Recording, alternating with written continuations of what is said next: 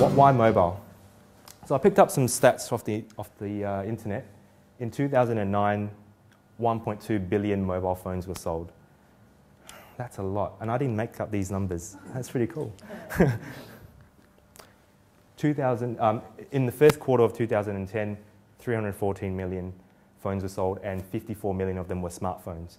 What's really interesting to note is if you look in third world countries like India and Pakistan, I guess, people who can't even afford bare necessities have mobile phones.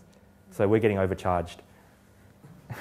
But that stat is crazy. It's, if you look at number of iPhone handsets that have been sold since 2007, which the first iPhone, 60 million.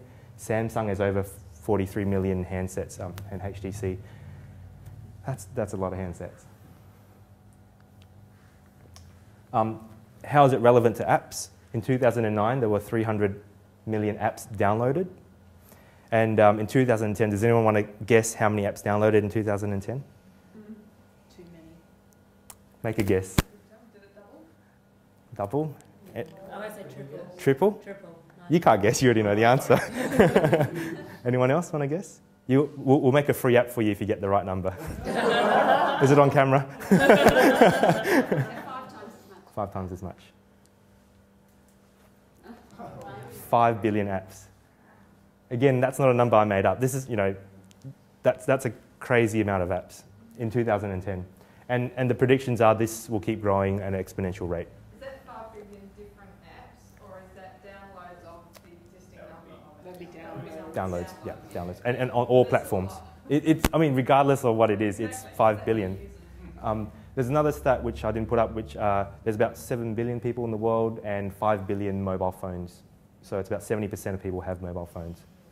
Well, there are more mobile phones in Australia than people. Right. So someone's got 3 in this room right now.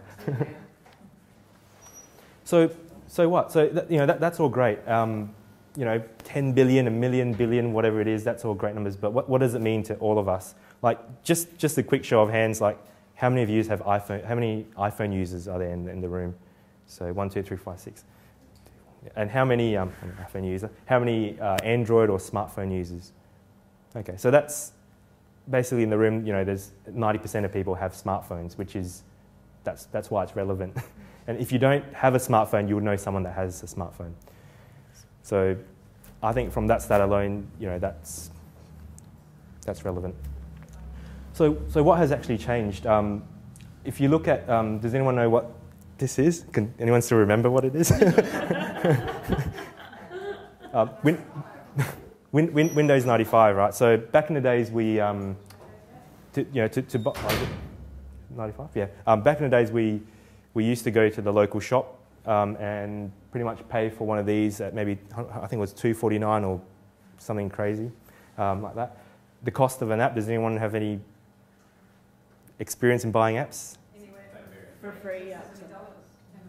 Yeah, so it's, the typical average app at the moment is probably about a $3 to $5 app is what it usually is.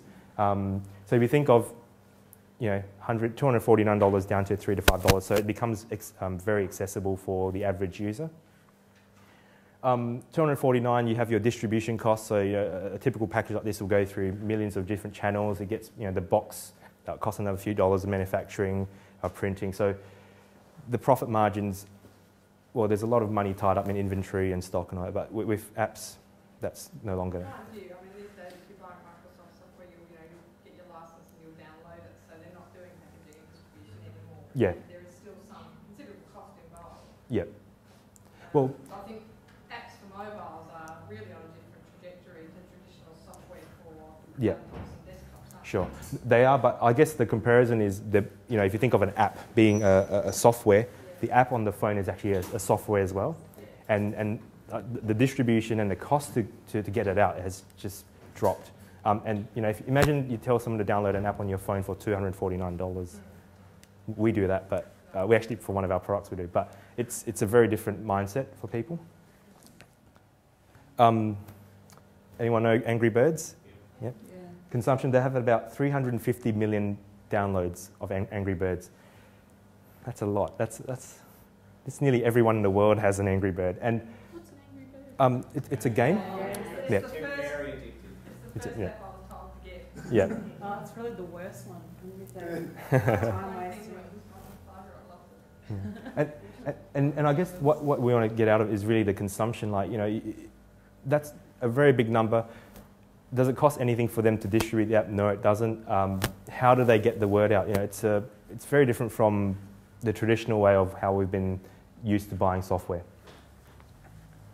Location. So with mobile, I suppose smartphones, the reason why I put this slide up is, has anyone used their smartphone while they're on the toilet? Or willing to admit it at least, right? It's a very different way of thinking about, you know, who would think that people would be using their, you know, technology while at the toilet? So these sort of things sort of start to show the engagement levels of apps. You know, we don't just do it at work, it's all on the go. You know, you always see people on their phones at the traffic lights looking at news. So it's just a very different mind shift. Talking about engagement, children are probably one of the I guess breakthroughs with mobile technology. A family I was staying with recently in the US, their child was I think 3 years old and took up the iPad, went on YouTube, started to do everything themselves, and I'm just like, wow, that's scary, you know. And when they're on the iPad, you don't need a babysitter. So that's again how things have moved along. Personal space is a very interesting concept. If you had they did a study where someone had their wallet and their mobile phone, and you know, so one of their friends would come up and take their wallet, and the guy was like, okay, it's okay, it looks at my wallet, that's fine. But then when someone else came and took the mobile phone and started looking through it, that person got really, really agitated. So you know, that personal space, you know, your mobile phone is more dear to you than your wallet. That's how crazy it is. So that's all. So those are sort of some of the, I guess, the reasons why mobile phones have become so popular. Mobile apps have become so popular. The sort of three sort of top tips I can give in a very short nutshell is, the first is no more donation apps. So in terms, if you relate that to non-profit, the typical sort of app you sort of think of is, hey, let's make a Red Cross app. Oops. That's right. So if let's make an app for Red Cross where you tap the button and you can donate, and wouldn't that be cool? Because everyone loves donating money. Well, I don't think that's true. And it was really interesting when preparing for this presentation. You know, it's about non-profit, but we're trying to make profit. So it's a very it sort of got me.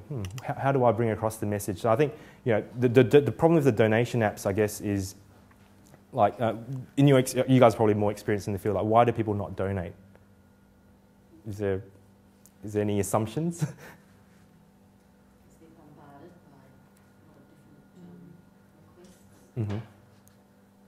Anyone? Or you know, have similar types of organisations constantly. Yeah, I think that's even worse when you've got the same types of organisations chasing for a donation. It's almost like, it's not harassment, but it's, it's annoying. And there are more, there are better ways of going about it, and that could be something like having a gala dinner or hosting, you know, kind of events that really allow people to connect. Yeah. And I think and the second point I had was to add value. So if you look at the, let's say look at an Apple Mac product, for example, the MacBook is much more expensive than a typical PC laptop, but because of the perceived value in what the product is offering, people are willing to pay that much more.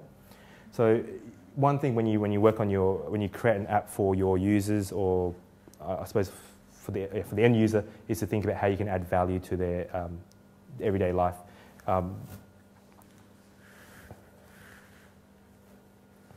It's good. Cool. Okay. So you always have to think about how does this app add value? So what is the key value proposition? Does it save time? Does it make them more happy? Does it make them more social? What is it about the app that you're trying to bring across, and what message are you trying to bring across? And the third sort of tip to think about when you start to think about mobile apps is the concept of location, mobile, and social. Location meaning, someone will be, you think about where the end user will be using their device. Is it, like that? Sorry, let me start again. So compared to a laptop or a website, how would the person engage with their mobile phone? Will they be in their toilet? Would they be out and about? Would they be in a social context? Mobile phones, you're never confined to just one space. You're always going. So think of, how can you engage things like the GPS location of your mobile phone. I've got a few ideas which I'll share with you in a second, which I guess you can bring about the location of your phone, of your position in reference to the app. Social, this is probably a very important point which Rubina touched on. It's still think about how you can engage social media, your Facebook, your Twitter, LinkedIn, and because at the end of the day you still want to be able to have the app and push it out to different users, and there's nothing more viral than social. So based on that, I sort of had an idea to sort of think of 3 ideas on how to make an app and how to monetize it. So the first thing is, the first idea is monetize your utility. And just as an example, it could be a pollen tracking app. So if I was if I was an asthma sufferer, I would have an app which sort of says, hey, in your location, the pollen count is X. If you head into this other location, alert, the pollen count is higher. And the sort of revenue is your typical sales of apps, so maybe 99 cents or $1.99.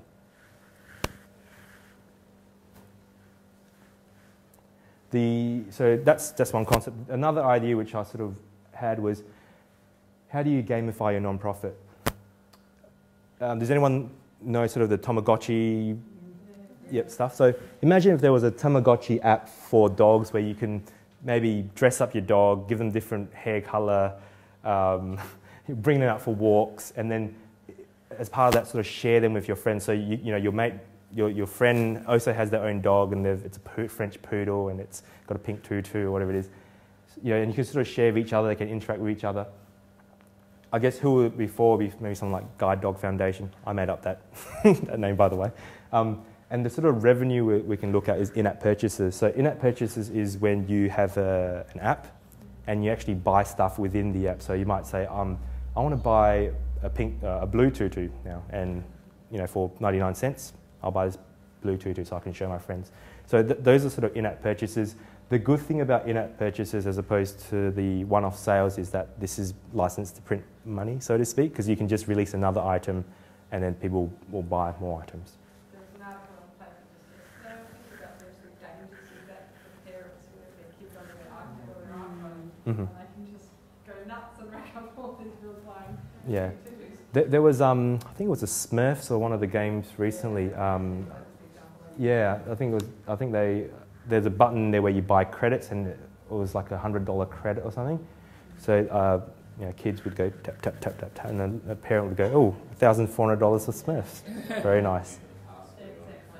Yeah. So, I mean, I guess, the sort of how you manage that's probably a different topic. Come to the workshop next week. But I guess these are sort of different ways of thinking about apps. So you're not just having the one-off sales, you're doing in-app purchases for different items. Just another idea, which is, I think a lot of you guys can relate, or at least do something like this. It's so find some friends. When I sort of say find some friends, maybe let's say, for example, you're Meals on Wheels, and you create a recipe book by Dorinda Hefner, for example.